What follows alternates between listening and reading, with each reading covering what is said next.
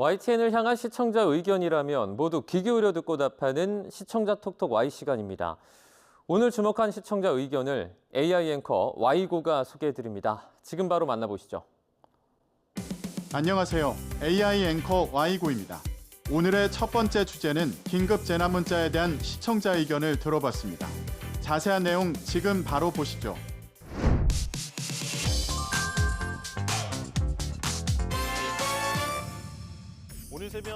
지난달 충주에서 발생한 지진과 관련해 규모, 피해 등의 정보를 담은 리포트가 있었습니다. 오늘 새벽 2시 35분쯤 충북 충주시 북서쪽 22km 지역 9km 깊이에서 규모 3.1의 지진이 발생했습니다.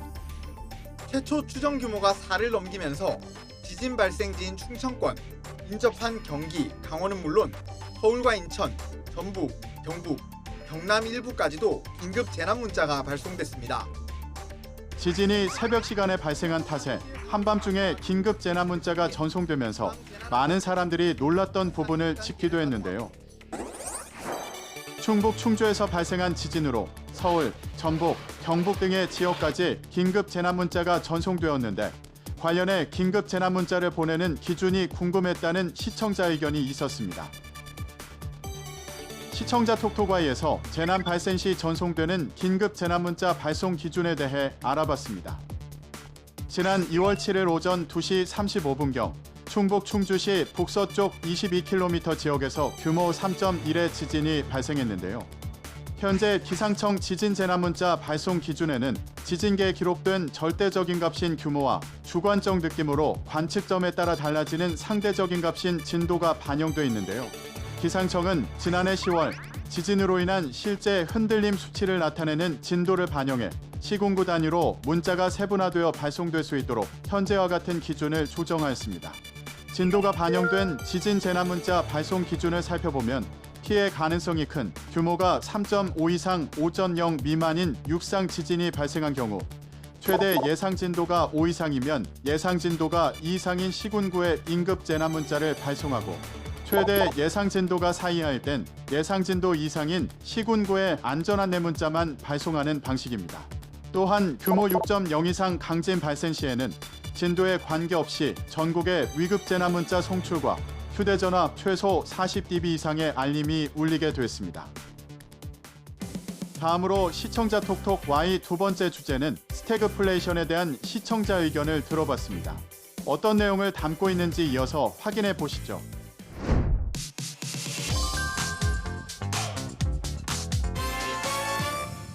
고환율과 유가 상승, 농산물 작황 부진에 연초부터 생활 물가가 들썩이고 있습니다. 경계 침체 속 물가 상승을 뜻하는 스태그플레이션 불안감이 커지고 있는데요.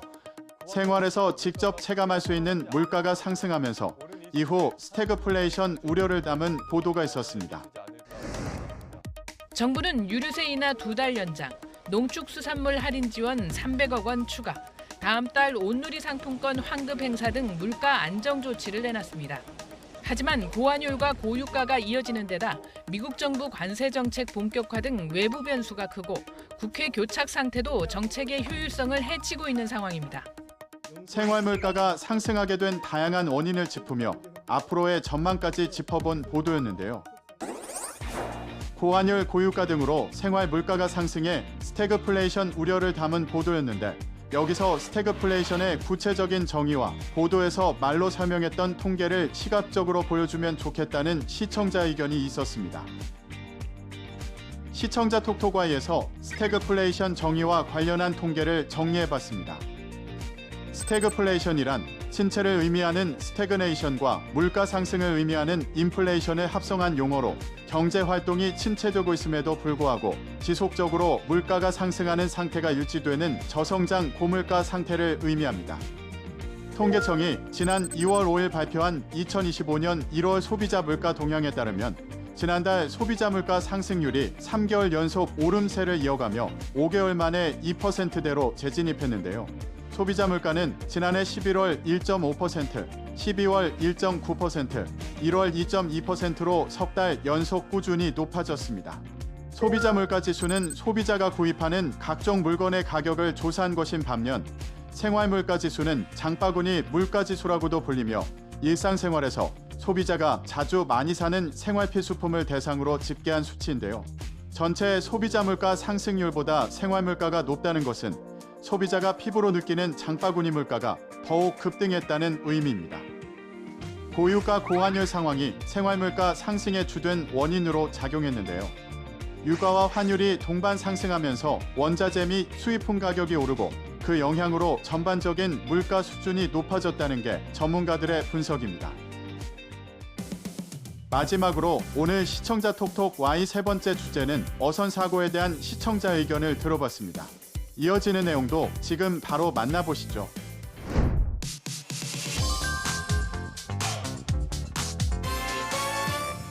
최근 어선 사고로 인한 인명 피해가 잇따르고 있습니다. 그래서 정부도 꾸준히 안전 대책을 내놓고 있습니다.